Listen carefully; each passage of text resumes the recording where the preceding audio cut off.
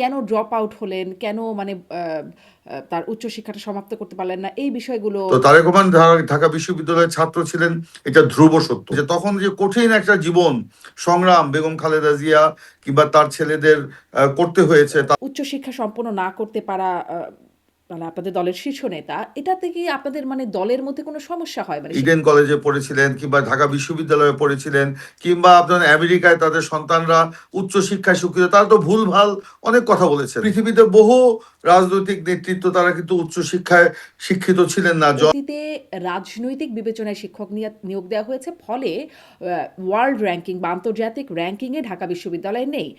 কিন্তু এখনও তো দেখা গেল ঢাকা বিশ্ববিদ্যালয় থেকে শুরু করে 8টা বিশ্ববিদ্যালয় একযোগে ভিসি নিয়োগ হলো। তারেক রহমানের সামনেই কথা বললেন।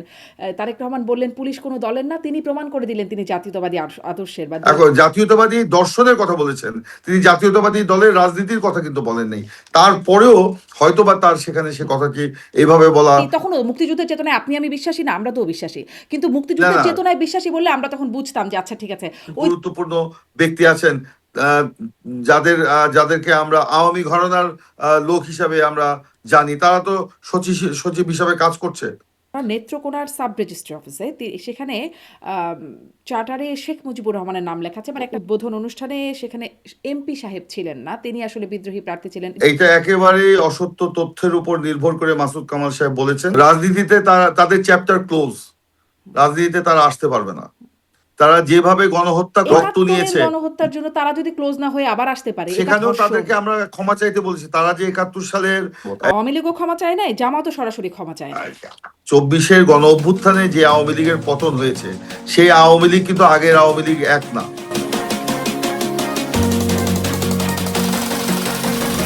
প্রশ্ন হবে লাগামহীন, জানতে চাই, জানাতে চাই এই সময়ের পালস অফ পলিটিক্স। প্রধানমন্ত্রী তারেক রহমান ঢাকা বিশ্ববিদ্যালয় পরিদর্শনে যাওয়ার পর হঠাৎই সামাজিক যোগাযোগ মাধ্যম ও গণমাধ্যমে তার ঢাকা বিশ্ববিদ্যালয়ের ছাত্রত্ব নিয়ে আলোচনা সরব হয়ে উঠেছে। সাবেক আইন উপদেষ্টা আসিফ নজরুলও প্রমাণ দিচ্ছেন যে প্রধানমন্ত্রী ঢাকা বিশ্ববিদ্যালয়ের আইন বিভাগের ছাত্র ছিলেন। আলোচনায় আসছে ঢাকা বিশ্ববিদ্যালয়ে ভর্তির কয়েক মাসের মধ্যেই তার ড্রপ আউট বা পড়াশোনা ছেড়ে দেওয়ার বিষয়টিও। কেন তিনি ড্রপ আউট হলেন? বিদেশে নিয়মিত যাতায়াতের সুযোগ থাকা সত্ত্বেও পরবর্তীতে কেন উচ্চশিক্ষা সম্পন্ন করলেন না? নেতার শিক্ষাগত যোগ্যতা নিয়ে এই আলোচনায় কি বিব্রত বিএনপি? তারেক রহমান তার নির্বাচনী হলফনামায় শিক্ষাগত যোগ্যতা এইচএসসি উল্লেখ করলেও এখনই সে কেন উঠছে এমন আলোচনা? এদিকে পুলিশ প্রশাসন বিশ্ববিদ্যালয়ের মতো প্রতিষ্ঠানে দলীয় নিয়োগের বিরুদ্ধে প্রধানমন্ত্রী তার অবস্থান ব্যক্ত করলেও তার সরকারের আমলে কেন একাধারে পুলিশ প্রশাসন, বিশ্ববিদ্যালয় থেকে বাংলাদেশ ব্যাংক সর্বত্রই প্রাধান্য পাচ্ছে দলীয় বিবেচনা? এসব নিয়ে আলোচনায় স্বপ্নধরা নিবেদিত পালস অফ পলিটিক্সে আমার আজকের অতিথি বিএনপির যুগ্ম মহাসচিব এবং ময়মনসিংহ জেলা পরিষদের প্রশাসক ইমরান সালে প্রিন্স। জনাব ইমরান সালে প্রিন্স, আপনাকে স্বাগত জানাচ্ছি পালস অফ পলিটিক্সে আমার আজকের আয়োজনে। ধন্যবাদ, আপনাকেও ধন্যবাদ। আপনাকে অনেক ধন্যবাদ, আপনি যুক্ত হয়েছেন, সময় দিচ্ছেন। আমি যেটি দিয়ে শুরু করতে চাই, একটা আলোচনা সামাজিক যোগাযোগ মাধ্যম এবং গণমাধ্যমেও তার রেশ ধরে চলছে, সেটি হচ্ছে মাননীয় প্রধানমন্ত্রী তারেক রহমান তিনি ঢাকা বিশ্ববিদ্যালয়ের শিক্ষক ছিলেন। এটি প্রমাণ করার অনেকে প্রমাণ দিচ্ছেন। সাবেক আইন উপদেষ্টা ঢাকা বিশ্ববিদ্যালয় আইনের শিক্ষক আসিফ নজরুল তিনিও প্রমাণ দিচ্ছেন, কোন ব্যাচে তার সহপাঠী কারা ছিলেন সেটি সহ বলছেন, বা আরও বিভিন্ন জায়গা থেকে প্রমাণ দেওয়া হচ্ছে, গণমাধ্যমে এটি উঠে আসছে। তিনি কেন ড্রপ আউট হলেন, কেন মানে তার উচ্চশিক্ষাটা সমাপ্ত করতে পারলেন না, এই বিষয়গুলো আসলে গণমাধ্যমে সামাজিক যোগাযোগ মাধ্যমে আলোচনা আসছে। কেন আসলে এই বিষয়গুলো আলোচনা আসছে? এই আলোচনাটা কি মানে আপনাদের জন্য আসলে এটি কি মানে কেমন বার্তা, এটি থেকে আপনারা কেমন অনুভব করছেন এই আলোচনায়? দেখুন, আপনার মতো আমিও লক্ষ্য করেছি, এটা দুর্ভাগ্যজনক আসলে। তারেক রহমান শহীদ প্রেসিডেন্ট জিয়াউর রহমান এবং বেগম খালেদা জিয়ার ছেলে। তো শহীদ জিয়াউর রহমান সাহেবের শাহাদত বরণের পর তার মা বেগম খালেদা জিয়া যখন আপনার রাজনীতিতে পদার্পণ করেন, তখন অনেক প্রতিকূলতা ছিল এবং তখন যে জেনারেল এরশাদ রাষ্ট্র ক্ষমতায় অধিষ্ঠিত ছিল, জেনারেল এরশাদকে সাধারণত মানে যেটা বেগম খালেদা জিয়াও একাধিকবার তার প্রকাশ্যে তিনি তার স্বামীর হত্যার জন্য দায়ী করেছেন এবং একই সাথে জেনারেল এরশাদও চাচ্ছিলেন না যে আপনার বেগম খালেদা জিয়া রাজনীতিতে আসুক। এই জন্য নানানভাবে মানে নরমে গরমে আপনার বেগম খালেদা জিয়ার উপরে অনেক প্রভাব বিস্তার করার চেষ্টা করা হয়েছে। একাধিকবার বেগম খালেদা জিয়ার যে সেনানিবাসে যে বাসা, সেখানেও অ্যাটাক করা হয়েছিল, নানান প্রতিবন্ধকতা সৃষ্টি করা হয়েছিল। এর মধ্য দিয়েই তারেক রহমান এবং আরাফাত রহমান কোকোকে বেড়ে উঠতে হয়েছে। এবং একটা পর্যায়ে যখন তারেক রহমান ঢাকা বিশ্ববিদ্যালয়ে ভর্তি হন, তখনও নানান প্রতিবন্ধকতা সৃষ্টি করা হয়েছিল।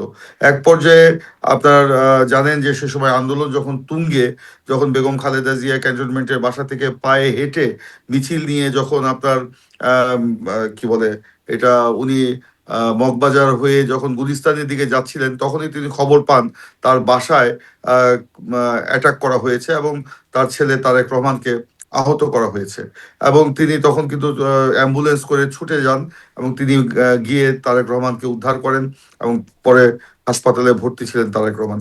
এরপরে তারেক রহমানের আসলে ঢাকা বিশ্ববিদ্যালয়ে পড়ার ব্যাপারটা একটা নিরাপত্তাহীন অবস্থায় পড়ে যায় এবং সে সময় নানান প্রতিকূলতার মধ্যে তিনি আর তার ঢাকা বিশ্ববিদ্যালয়ে তিনি কন্টিনিউ করতে পারেন নাই। তো তারেক রহমান ঢাকা বিশ্ববিদ্যালয়ের ছাত্র ছিলেন, এটা ধ্রুব সত্য। হুম। এবং যেটা আহ, সে সময় আপনারা নিজেই বলেছেন যে আসিফ নজরুল সাহেব, সাবেক উপদেষ্টা, তিনি নিজেও ফেসবুকে স্ট্যাটাস দিয়ে বলেছেন এবং তার সহপাঠীদের নামও তিনি উচ্চারণ করেছেন। এখন আপনি বলেছেন যে এই বিতর্কটা যে উঠছে, এটা কেমন হচ্ছে, এটা নিশ্চয়ই এটা ভালো সাইন না। এই বিতর্কটা কারা উঠাচ্ছে?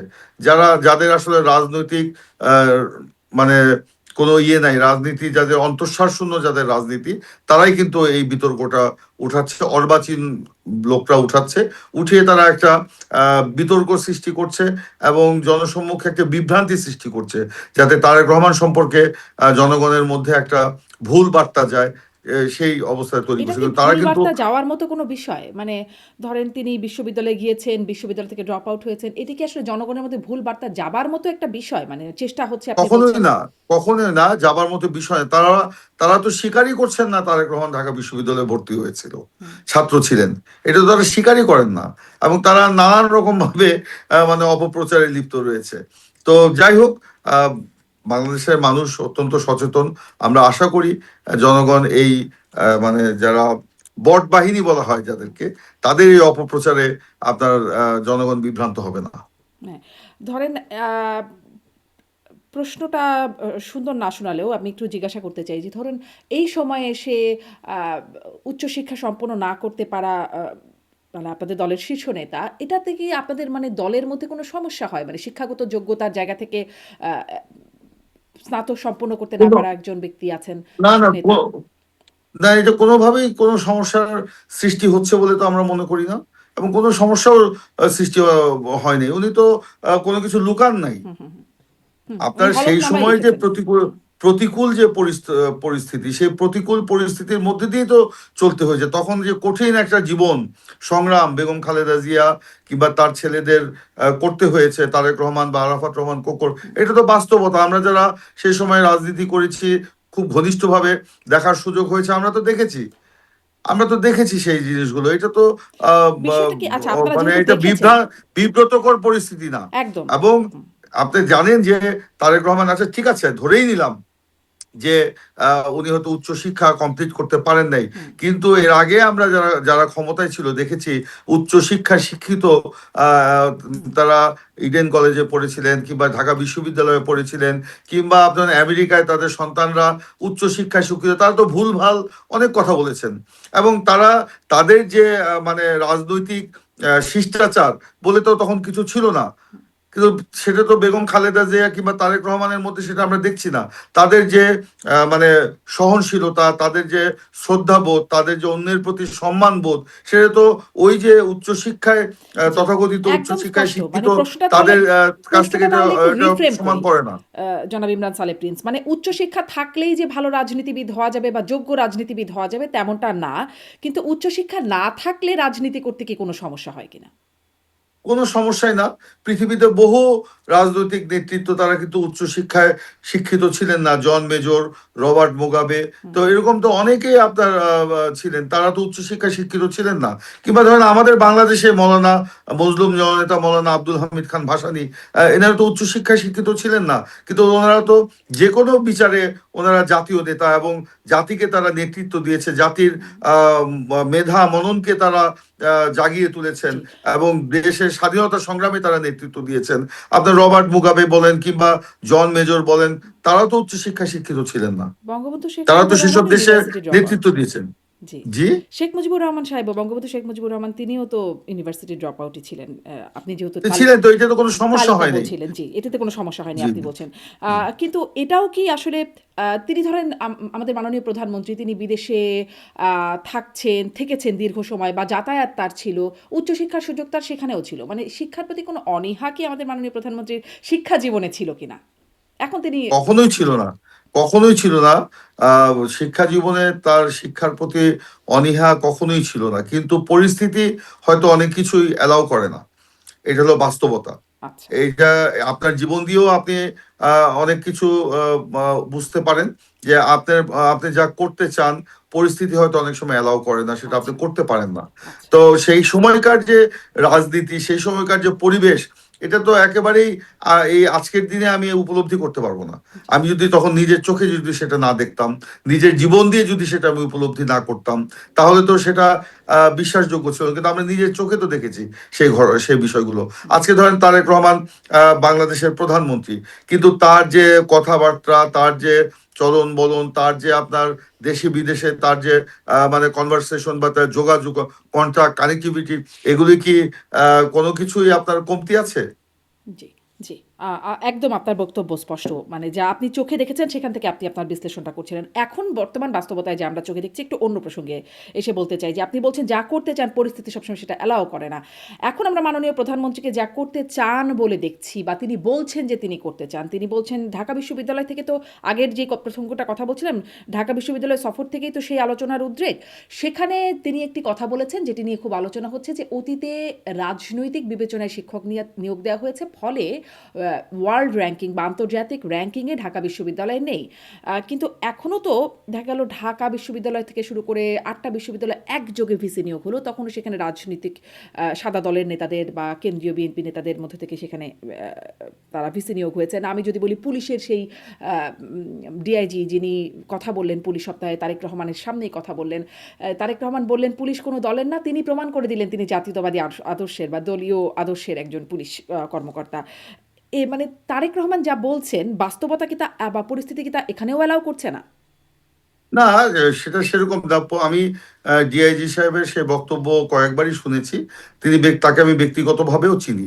এখন ধরেন, তিনি তো বলেন নাই তিনি বাংলাদেশ জাতীয়তাবাদী দলের রাজনীতি অনুসরণ করেছেন, তিনি জাতীয়তাবাদী আদর্শের কথা বলেছেন। আপনি কি জাতীয়তাবাদী আদর্শকে ধারণ করি না? হুম, জাতীয়তাবাদী আদর্শ শুধুই কি বিএনপির আদর্শ? আমার দেশ, আমার স্বাধীনতা, আমার সার্বভৌমত্ব, আমার দেশপ্রেম, জনগণের প্রতি মমত্ববোধ, এই সম্মিলিত ভাবেই তো জাতীয়তাবাদী রাজনীতি। এখন জাতীয়তাবাদী দর্শনের কথা বলেছেন, তিনি জাতীয়তাবাদী দলের রাজনীতির কথা কিন্তু বলেন নাই। তারপরেও হয়তোবা তার সেখানে সে কথাটি এইভাবে বলা ঠিক হয় নাই, এটা আমি মনে করি।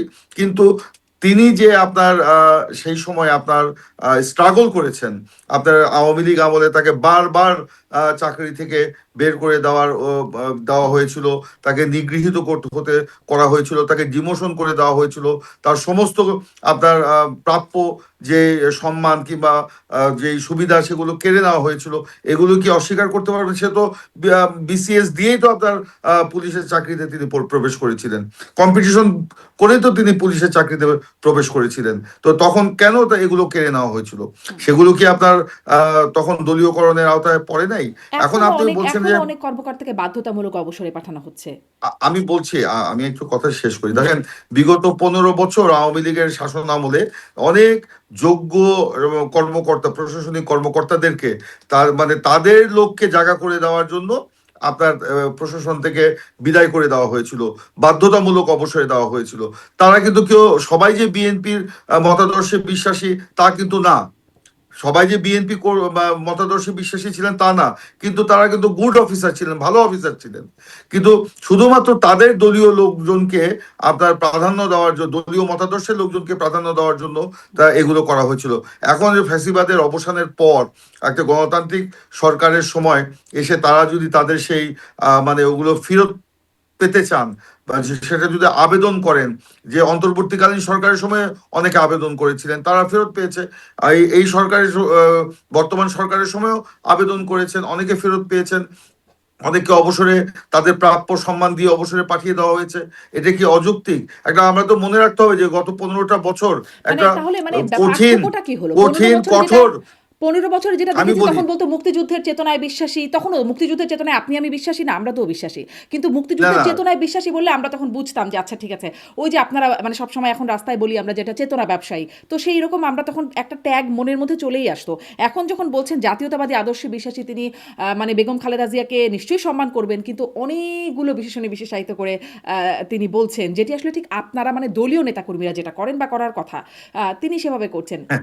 ফলে এটি না, কি আমি প্রথমেই বলেছি যে উনি যেভাবে যা বলেছেন সেটার সাথে আমি হয়তো একমত না, কিন্তু আমি ওটা ওনার বক্তব্যকে ডিফেন্ড করছি না। কিন্তু উনি বলেন নাই যে জাতীয়তাবাদী দলের আদর্শে উনি বিশ্বাস করেন।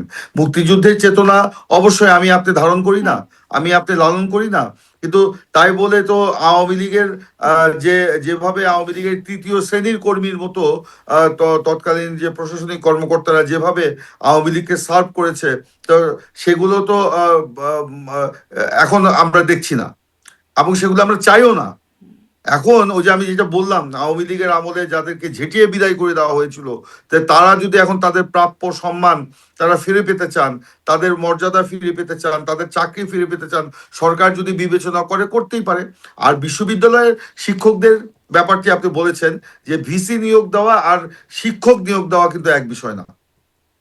এই যে আজকে যারা ভিসি নিয়োগ দেওয়া হয়েছে, তারা কিন্তু শিক্ষক ছিলেন, আগের থেকে ছিলেন। তারা যে বিএনপি আমলেই নিয়োগপ্রাপ্ত ছিলেন তা কিন্তু না। কিন্তু আওয়ামী লীগ আমলে যেটা দেখেছি আমরা, শিক্ষক নিয়োগ মানে শিক্ষকতা পেশায় যাদেরকে নিয়োগ দেওয়া হয়েছিল, একেবারেই দলীয় বিবেচনায় আপনার নিয়োগ দেওয়া হয়েছিল, এবং সেখানে তাদের যে আপনার রেজাল্ট, তাদের যে আপনার মানে শিক্ষাগত যে পারফরমেন্স বা যোগ্যতা, সেগুলো কিন্তু তখন দেখা হয়নি। সেইটা আর এটা কিন্তু এক বিষয় না। আচ্ছা, আপনি সেটা বলছেন যে আপনি বলছেন যে এখন যাদের মানে আওয়ামী লীগের সময় যাদের ঝেঁটিয়ে বিদায় করা হয়েছিল, এখন তাদের যদি প্রাপ্য সম্মান বুঝিয়ে দেওয়া হয়, মানে এই কথাটার সাথে একটা সাক্ষাৎকার দেখছিলাম আলোচিত যে আমরা বলি ডিবি হারুন হিসেবে যিনি পরিচিত, যিনি নিজেও এখন পলাতক, তিনিও তার একটা সাক্ষাৎকারে বলছিলেন যে চাকরির 2 বছর পূর্ণ হবার আগেই তাকেও বিনা কারণে বিএনপির আমলে তাকে চাকরি থেকে বাদ দেওয়া হলো, তার ট্রেনিং এর এক পর্যায়ে তাকে চাকরি থেকে বাদ দিয়ে দেওয়া হলো। পরে তিনি তৎকালীন বিরোধী দলীয় নেত্রী শেখ হাসিনার পরামর্শে মামলা করেন, এবং মামলা করে ওই সময় স্বরাষ্ট্রমন্ত্রী ছিলেন লুৎফুজ্জামান বাবর, এবং তাকে তিনি চাকরিতে জয়েন করতে দিচ্ছিলেন না। মামলায় রায় তার পক্ষে আসলেও তত্ত্বাবধায়ক সরকারের আমলে গিয়ে শেষ পর্যন্ত তিনি চাকরি ফিরে পান। ঘটনাগুলোর পুনরাবৃত্তি ঘটছে না তো? দেখুন, আপনারা এই সব ঘটনাকে একই সুতোয় যদি আপনারা মাপতে চান বা সরলীকরণ করেন, তাহলে কিন্তু ঠিক হবে না।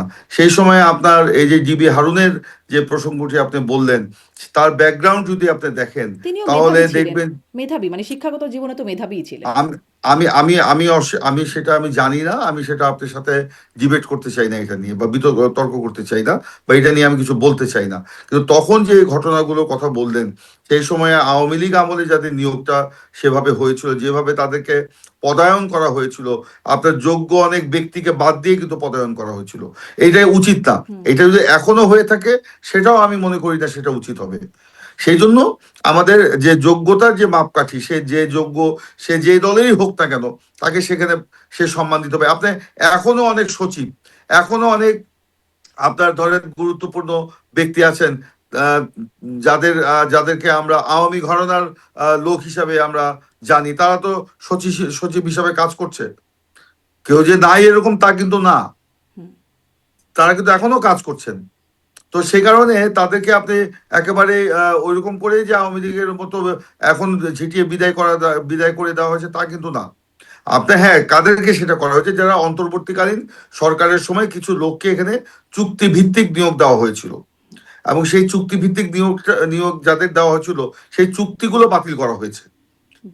চুক্তিভিত্তিক নিয়োগ দিলে চুক্তিগুলো বাতিল করলে এটা কোনো সমস্যা নেই। কোনো মানে চাকরিরত অবস্থায় কোনো সচিবকে 2-4 জনকে দেওয়া হয়েছে এবং যাদের বিরুদ্ধে অনেক অভিযোগ আছে এবং সেগুলো মামলা করার প্রক্রিয়াধীনও আছে, আমি যতদূর শুনেছি। তো যাই হোক, সেগুলো হয়তো সময় বলে দিবে।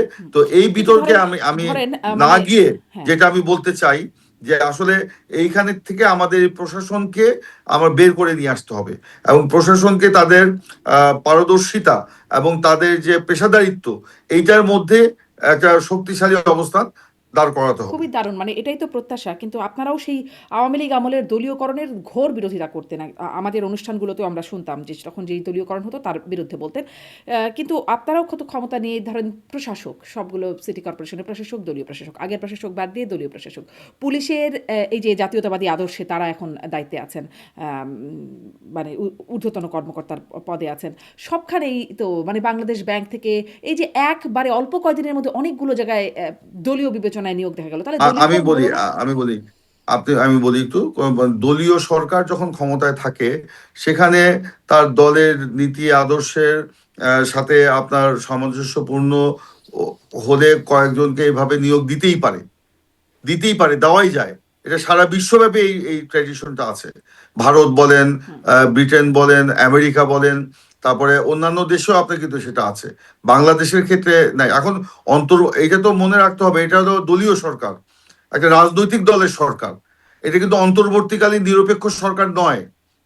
সেই কারণে যে এটার সাথে ওইটার পার্থক্য না, আছে। তো অন্তর্বর্তী এখন সরকারের সময় কথা বলছি না। আমি বলছি আওয়ামী লীগ সরকারের সময়। সেটাও একটা দলীয় সরকার ছিল। না, কিন্তু দলীয় না, সরকারেও আমরা সেটা দলীয় নিয়োগের বিরোধিতা না, করেছি। কিন্তু সেই সময়ে যেভাবে দলীয়করণ করা হয়েছিল, আপনার সেই সময়ে আপনার যেভাবে দলীয়করণ করা হয়েছে সেই দলীয়করণে যদি হয় তাহলে সেটা আমিও হুম। মানে মানবো না বা জি। মানতে পারি না। আচ্ছা। কিন্তু সেখান থেকে বের করে নিয়ে আসতে হবে, আমি ওটাকে সাপোর্ট করছি না। কিন্তু আপনার এই যে আপনার প্রশাসকের কথা বললেন, হ্যাঁ, এটা আমি যখন যেহেতু প্রশাসক হয়েছি আমি একটু এই ব্যাপারে কথা হুম। বলি।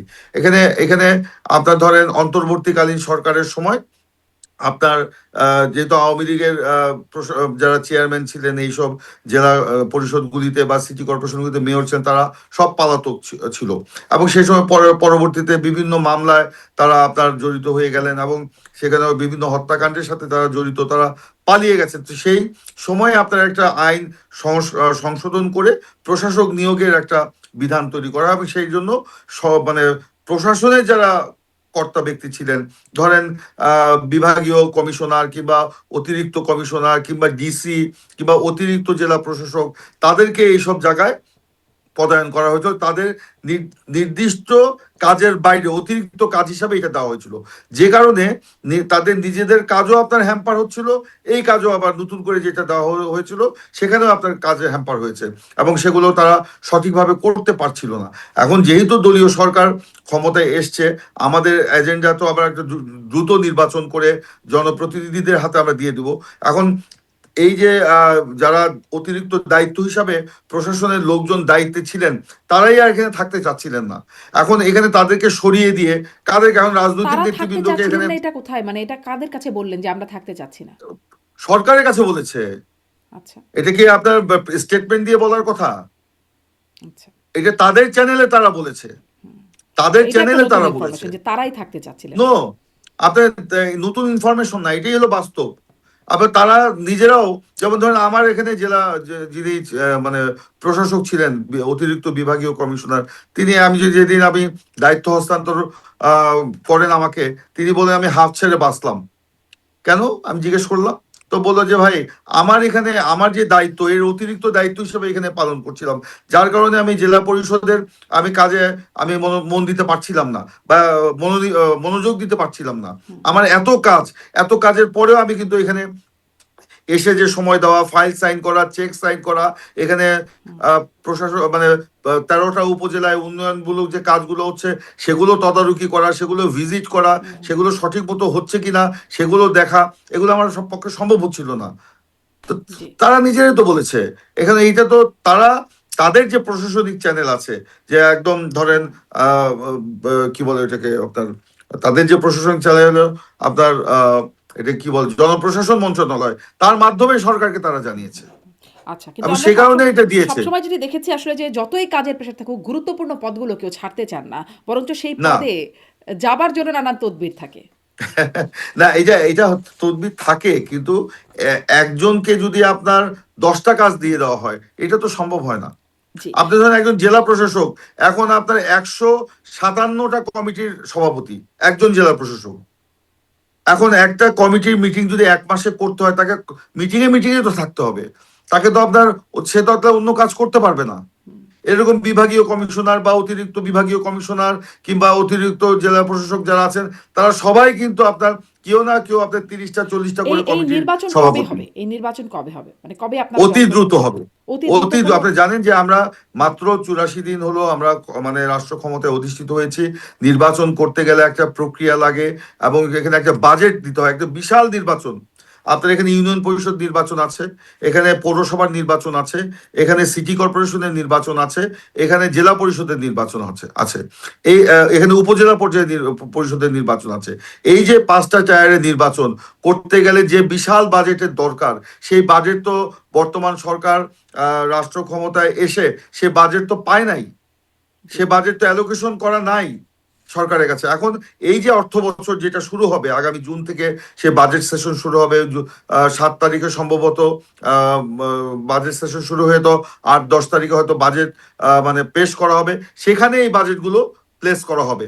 তারপরে আপনার এই নির্বাচন প্রক্রিয়া শুরু হবে এবং সেটা আমাদের আমাদের চেয়ারম্যান এবং মাননীয় প্রধানমন্ত্রী তারেক রহমান, তিনি সম্প্রতি আমাদের যে দলীয় সভা হয়ে গেল গত 9 মে, সেখানে তিনি প্রকাশ্যে বলেছেন যে অতি দ্রুত আমরা নির্বাচনের দিকে যাচ্ছি। এবং আমাদের মহাসচিব যিনি এলজিআরডি মিনিস্টার, তিনি কিন্তু প্রকাশ্যে কয়েকবারই বলেছেন যে 1 বছরের মধ্যে আমাদের সব নির্বাচন শেষ করতে হবে। তো এটা তো অতি দ্রুতই আমরা নির্বাচনের দিকে যাচ্ছি। আচ্ছা। এখানে তো নির্বাচন ছাড়া তো এই স্থানীয় সরকারগুলো চলবে না। এখন তো স্থানীয় সরকার সব তছনছ। আবার অনেক ইউনিয়ন পরিষদের চেয়ারম্যানরা পালাতক, দেশেই নাই। সেই সব জায়গায় তো প্রশাসক হিসাবে আপনার অনেকে যে উপজেলা জি, পর্যায়ের আপনি কর্মকর্তারা প্রশাসক হিসাবে কাজ দলীয়করণের করছে। যে ব্যাখ্যা দিচ্ছেন, আমার অনুষ্ঠানে সাংবাদিক মাসুদ কামাল এসেছিলেন। তিনি বলছিলেন যে আহ, মানে ময়মনসিংহের হালুয়াঘাটে সেখানে কিছু উন্নয়ন প্রকল্পের উদ্বোধন অনুষ্ঠানে সেখানে এমপি সাহেব ছিলেন না, তিনি আসলে বিদ্রোহী প্রার্থী ছিলেন, বিএনপিরই ছিলেন, কিন্তু তিনি স্বতন্ত্র প্রার্থী হিসেবে দাঁড়িয়েছিলেন, আপনার সাথে প্রতিযোগিতা করেছিলেন এবং তিনি জয়যুক্ত হয়েছেন। কিন্তু তিনি বিএনপি না বলে তিনি আসলে থাকেননি, তাকে রাখা হয়নি সেই প্রোগ্রামে।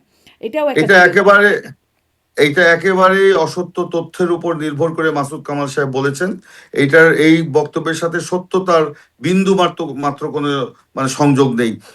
আমি যতদূর জেনেছি, আমি তো জেলা পরিষদের প্রশাসকও বটে, তাই না? আমার বাড়ি হালুয়াঘাট হলেও আমি জেলা পরিষদের প্রশাসক। আমি কিন্তু যে কোনো উন্নয়নমূলক কর্মকাণ্ডে আমি থাকতেই পারি। তিনি প্রশ্ন তুলেছেন আমি কেন সেখানে, তা আমি তো উপজেলা পরিষদের প্রশাসক হিসাবে ছিলাম।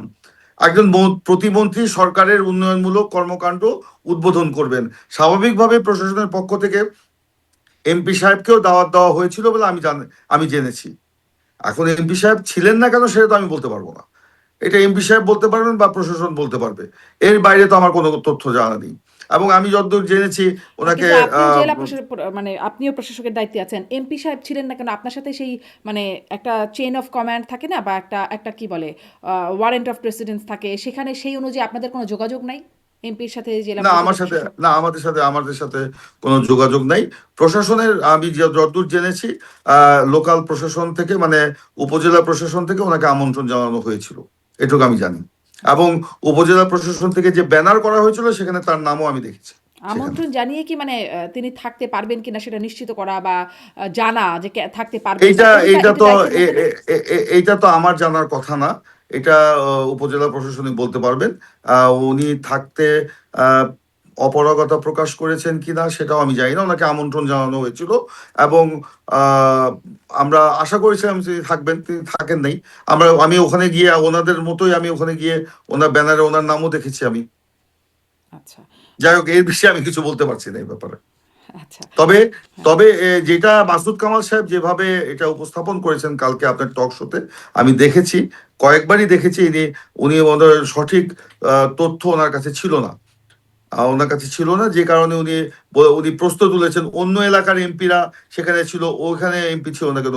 অন্য এলাকার এমপিরা তো তারা আমাদের জেলা বিএনপির নেতা, জেলা বিএনপির কনভেনার, মেম্বার সেক্রেটারি, তারা সেখানে যাবেন না?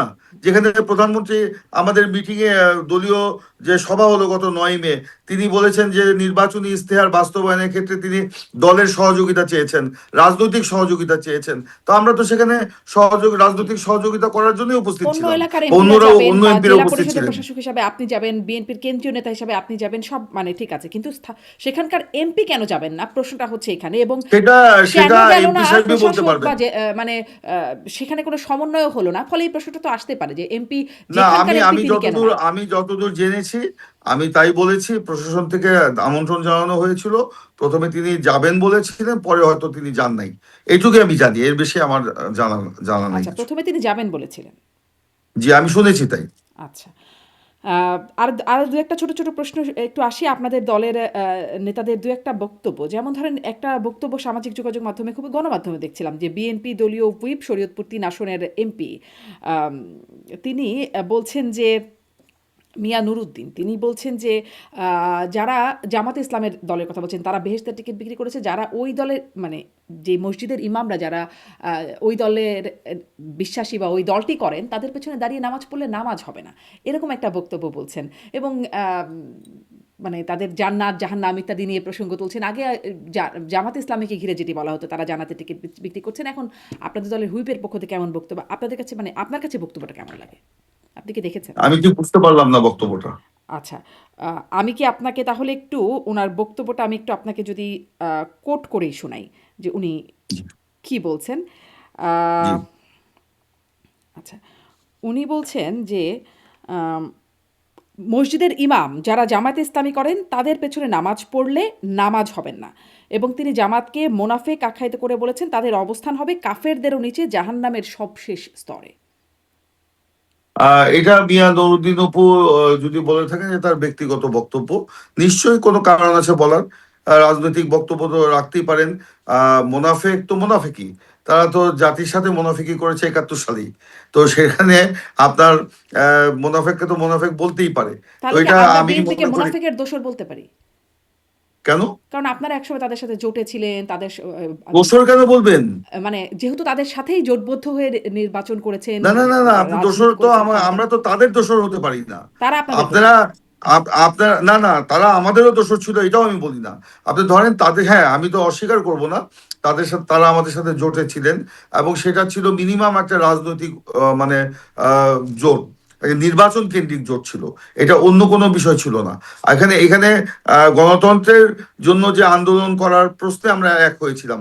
আপনি জানেন যে একটা গ্রামে যদি কিন্তু ডাকাত তখনও পড়ে, তারা মুনাফিক সেখানে ছিল, মানে আমি ওই বলি, পরিচয়টা তখনও গ্রামে যদি ডিস্টার্ব ডাকাত ছিল। পড়ে, সেই ডাকাত তাড়াতে গেলে সেখানে ভালো মানুষ, খারাপ মানুষ সবাই কিন্তু একত্রিত হয়ে ডাকাত তাড়ায়। কিংবা কোনো একটা বাড়িতে যদি আগুন লাগে গ্রামে, সেখানে সবাই মিলে কিন্তু, কে ভালো কে মন্দ সবাই মিলে কিন্তু বাড়িতে আগুন নেভানোর জন্য তারা এগিয়ে আসে। তো তখন তো তাই হয়েছিল।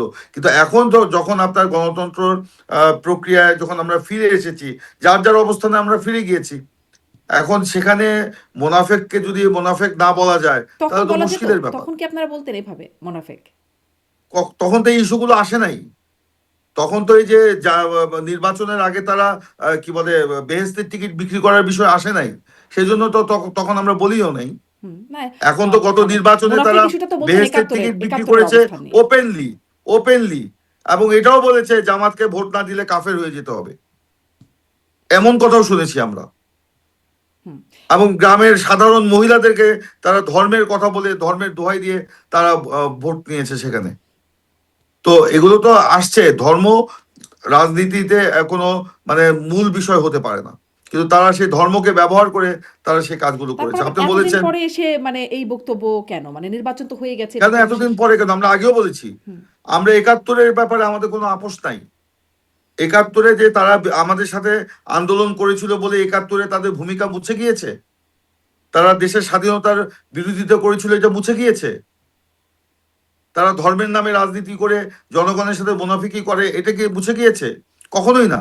আমরা তো বললাম গণতন্ত্র পুনরুদ্ধারের জন্য মিনিমাম একটা কর্মসূচির ভিত্তিতে আমরা একত্রে কাজ করেছি, তাই বলে তাদের 71 সালের ভূমিকা আমরা ভুলি নাই, আমরা ধরেন জনগণকেও ভুলতে ধরেন বলছি। গণতন্ত্র যদি আবার সংকটের মুখে পড়ে, রাজনীতিতে তো প্রেডিক্ট করা যায় না অনেক কিছুই, তাহলে কি আপনারা স্বৈরাচারের সাথেও আবার মানে গণতন্ত্র পুনরুদ্ধারের জন্য তাদের সাথেও আপনাদের জোট হতে পারে বা কোনো রকম সমঝোতা হতে পারে দেখুন, সামনে? আপনি এইটাকে সরলীকরণ করার কোনো সুযোগ নেই। আপনার আওয়ামী লীগের সাথে, আওয়ামী লীগ রাজনীতিতে এখন আর কোনো মানে ইয়ের বিষয় না। তারা এটা কি বলা যায়, এই এই গ্রহণ মানে রাজনীতিতে তারা, তাদের চ্যাপ্টার ক্লোজ। রাজনীতিতে তারা আসতে পারবে না। তারা যেভাবে গণহত্যা করেছে, মানুষকে মেরেছে, মানে রক্ত একাত্তরের নিয়েছে। গণহত্যার জন্য তারা যদি ক্লোজ না হয়ে আবার আসতে পারে, একাত্তরে তো অনেক বড় অঙ্ক না না, না, 30 লক্ষ শহীদ, অনেক সেখানেও বড় ক্লোজ, সেখানেও ধর্ষণ। তাদেরকে আমরা ক্ষমা চাইতে বলেছি। তারা যে 71 সালের এই গণহত্যার দোষর হওয়ার কারণে জনগণের কাছে এখনো ক্ষমা চাইনি, সেই জন্য কিন্তু এখনো আমরা তাদেরকে বলছি, আপনারা কেন ক্ষমা চান না? আওয়ামী লীগ যদি ক্ষমা চায়, জনগণ যদি আপনার সেটা মেনে নেয়, ক্ষমা করে, তাহলে তো আমাদের বলার কিছু নাই। তবে যারাই যে কাজ করেছে, জনগণের কাছে তাদের জবাবদিহি করতে হবে, এটাই মানে হলো বাস্তবতা। আওয়ামী লীগও ক্ষমা চায় নাই, জামাতও সরাসরি ক্ষমা চায় নাই। কিন্তু জামাতের সাথে রাজনীতি করতে সমস্যা নেই, আওয়ামী লীগের সাথে সমস্যা।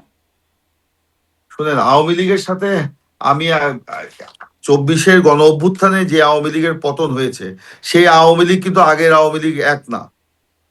আওয়ামী লীগের নেতারাই তো বলে যে আওয়ামী লীগ, এই আওয়ামী লীগ ছিল হাইব্রিড আওয়ামী লীগ। হুম হুম। সেখানে তো আপনার গণহত্যার সাথে তারা জড়িত ছিল এবং সাধারণ মানুষকে তারা হত্যা করেছে। এখন পাকিস্তানের দোসর যারা ছিল, এই যে কিছুদিন আগেই পার্লামেন্টে একটা যে বিল পাশ হলো, আইন পাশ হলো, যে মুক্তিযোদ্ধাদের যে সংজ্ঞা এবং সেখানে কাদের সাথে মুক্তিযুদ্ধ হয়েছিল সেটার যে সংজ্ঞা, যেটা অন্তর্বর্তীকালীন সরকার করে গিয়েছিল, সেখানে তো সেটা আমরা পাশ করেছি। সেখানে তো লেখা আছে যে জামাত পাকিস্তানি বাহিনীর দোসর হিসাবে কাজ করেছে। যদিও জামাতের সাথে এনসিপি তখন কিন্তু এটার আবার চিঠি দিয়ে, আলাদা করে চিঠি দিয়ে বলেছে জামাতের এই অবস্থানের সাথে তারা একমত না, জামাতের এটা বিরোধিতা করেছিল। কিন্তু আমরা তো এটাকে আইন পাশ করেছি। আমরা তো জামাত যে পাকিস্তান বাহিনীর সাথে আহ, মানে সহযোগিতা করেছে, এটা তো এখন আইন, একটা বিল আকারে এসছে। রাষ্ট্র এটাকে ধারণ করে, রাষ্ট্র এটাকে বলে। জি, জি। মনে হয় যতটুকু সম্ভব স্পষ্ট হয়েছে। আরেকটা প্রসঙ্গে ছোট্ট করে এসে আমি শেষ করব আজকের মতো। সেটি হচ্ছে যে দেখছিলাম আরও একটা ঘটনা নেত্রকোনার সাব রেজিস্ট্রি অফিসে। সেখানে আম চার্টারে শেখ মুজিবুর রহমানের নাম লেখা আছে। মানে একটা কোটেশন, তার নিচে বঙ্গবন্ধু শেখ মুজিবুর রহমান লেখা আছে। এবং সেই বঙ্গবন্ধু শেখ মুজিবুর রহমান লেখা দেখে মাননীয় ডেপুটি স্পিকার তিনি সেখানে কর্মকর্তাকে তলব করছেন এবং ক্ষোভ ছাড়ছেন। এর আগেও ধরেন আমরা দেখেছি ইউএনওর ক্ষেত্রে এরকম ঘটনা বা এসিল্যান্ডের ক্ষেত্রে এরকম ঘটনা ঘটতে। মানে বঙ্গবন্ধু শেখ মুজিবুর রহমানের নাম থাকলে কি সেটি খুব ক্ষোভ ক্ষোভ জানানোর মতো বিষয়? মানে তার একটা কোটেশন যদি থাকে, ক্ষুব্ধ হওয়ার আমি মতো? বিষয়টি দেখিনি, আমি আপনার কাছে শুনলাম, আমার নজরে আসেনি। তো যদি এরকম হয়ে থাকে, ডেপুটি স্পিকার সাহেব এটা ব্যাখ্যা দিবেন। এবং এটার ব্যাপারে আমি এখনো কিছু জানি না বলে আমি কিছু বলতে পারছি না। হুম। মানে যদি যেতটুকু এতটুকু যদি জেনে বলেন যে যদি কোথাও একটা সরকারি অফিসের কোথাও একটা বঙ্গবন্ধু শেখ মুজিবুর রহমান নামে কোটেশন এই থাকে। তো আওয়ামী লীগের আমলে তো বহু সরকারি অফিসে, স্কুলে এগুলো লেখা ছিল। হ্যাঁ, আওয়ামী লীগ আমলে তো বহু কিছুই লেখা ছিল। এটা তো আমরা এটা তো নতুন না, এটা তো এখনো আমরা বিভিন্ন জায়গায় দেখি, বিভিন্ন সরকারি দপ্তরে বা এটা আছে। এইগুলি তো এখন কেন এটা থাকবে বা কেন থাকবে না, সেটা প্রশ্ন হলো ভিন্ন, এটার উত্তরও ভিন্ন। তো এই বিষয়টা নিয়ে মানে এটা আমি এই থেকে মুহূর্তে, ক্ষুব্ধ হবার মতো বিষয়? মানে তখন যেটা আওয়ামী লীগ আমলে দেখা উনি যেত খুব আসলেই প্রচন্ড ক্ষুব্ধ বাড়াবাড়ি হয়েছেন রকমের, কিনা, হ্যাঁ, বাড়াবাড়ি না না, রকমের উনি দেখা যেত। জি। আসলেই ক্ষুব্ধ হয়েছেন কিনা, অথবা এমনও কথা বলে থাকতে পারেন যে এই ওয়ালটা এখনো চুনকাম করানো হয়নি কেন, এটা একটু চুনকাম করালে হয়তো দেখতে সুন্দর লাগবে, এরকমও হতে পারে। এটা হয়তো অন্যভাবে পত্রিকায় আসতে পারে বা আচ্ছা। নিউজে আসতে পারে, আমি জানি না। আমি আগেই বলেছি, উনি আসলে কি বলেছেন এটা আমার জানা নেই। তবে এগুলো ব্যাপারে অবশ্যই আমাদের, মানে আমরা চিন্তা ভাবনা করি, তো আমরা কথা বলবো। এটা উনি একজন ডিপটি স্পিকার, উনি একজন বিদগ্ধ আইনজীবী, নিশ্চয়ই উনি বুঝে শুনে বলেছেন। আর একটু কথা আমি বলি, আরেকটা যে আমার এলাকার যে কথাটি বলছিলেন, হুম। যে এখানে মানে খাল খনন এবং 3টি রাস্তা উদ্বোধনকালে আমাদের স্থানীয় এমপি উনি জানেন না, কিংবা ওনাকে জানানো হয় নাই, কিংবা ওনাকে আমন্ত্রণ জানানো হয় নাই, বিষয়টা কিন্তু এরকম না। কিন্তু উনি কেন উপস্থিত হন নাই সেটা তো আমি বলতে পারবো না। এটা আমি বলতে পারি না। এখন উনি যদি মনে করেন যে একজন মন্ত্রী কেন, প্রতিমন্ত্রী কেন সেটা উদ্বোধন করবে, উনি নিজেই উদ্বোধন করবে, এমন ধারণা যদি উনি পোষণ করেন, এটা সঠিক না। সরকারের প্রতিমন্ত্রী হিসাবে অবশ্যই সরকারের উন্নয়নমূলক কাজ উদ্বোধন করার ক্ষেত্রে আহ, সে অগ্রাধিকার পাবে, এটাই তো বাস্তবতা। জি, মানে এটাই তো সেটা তো সরকারের বটেই। নির্বাচনী অঙ্গীকার সেটা। এই আলোচনাটা আমরা করলাম এতক্ষণ, এবং হুম। সেখানে তারও একটা অবস্থান আছে, সেই সরকারের প্রতিমন্ত্রীর পরে কোথাও এক জায়গায় তারও অবস্থান আছে, তার এলাকার উন্নয়ন। ফলে তিনি তার সাথে সমন্বয়টা না, না, সঠিকভাবে হচ্ছে কিনা প্রশ্নটা থাকা সেখানে। উচিত ছিল, আমি তো মনে করি তার থাকা উচিত ছিল। হুম। কেন এখানে আমাদের পক্ষ থেকে কোনো তার থাকার ব্যাপারে মানে এখানে কি মানে আমাদের আর অনাগ্রহ। তাদের এরকম কোনো ব্যাপার তৈরি হয়েছে? যেটি একটা হচ্ছে আমাদের আমাদের। বলতে আমরা রাজনৈতিক হ্যাঁ। ভাবে বলছি। আমরা আমরা তো ধরেন বিএনপি করি, তাই না? আমরা তো বিএনপির যে নির্বাচনী ইস্তেহার, সেটা সেখানে বাস্তবায়ন হতে যাচ্ছে আমার এলাকায়। বিএনপি তো সর্বাত্মক ভাবে সহযোগিতা করবে। এবং সর্বশেষ যে এইগুলো উন্নয়ন প্রকল্প উদ্বোধন শেষে, যে সর্বশেষ যে খালটা উদ্বোধন হলো, সেই খালে উদ্বোধন শেষে যে সমাবেশটি হলো, সেটা কিন্তু বিএনপি সমাবেশ ছিল। তো কারণ বিএনপি এই যে এই খালগুলো সরকারের পক্ষ থেকে উদ্বোধন করা হলো, এটা জনগণকে জানানোর জন্য কিন্তু এই সমাবেশটা ছিল। এবং সেখানে কিন্তু আমরা সরকারের এই পদক্ষেপগুলো জনগণকে অবহিত করেছি। এখন উনি কেন যান নাই বা উনি আমন্ত্রণ পান নাই, এটা ওনার ব্যাপার। উনি যে আমন্ত্রণ পান নাই এটা কিন্তু সঠিক না। উনি যে জানেন না মন্ত্রী যাবে বা এরকম একটা প্রকল্প উদ্বোধন হচ্ছে, আমার মনে হয় না যে উনি জি, জানেন না, উনি জানেন। জি, অনেক ধন্যবাদ জনাব ইমরান সালেহ প্রিন্স। আপনি আপনার অবস্থান থেকে যেটি, মানে বিষয়টুকু আপনি জানেন সেটি স্পষ্ট করলেন। অনেক ধন্যবাদ যুক্ত হয়ে সময় দেওয়ার জন্য। ধন্যবাদ আপনাকে। ধন্যবাদ, সালাম। ওয়ালাইকুম আসসালাম। ধন্যবাদ দর্শক, এতক্ষণ সাথে থাকবার জন্য। আজকের মতো শেষ করছি।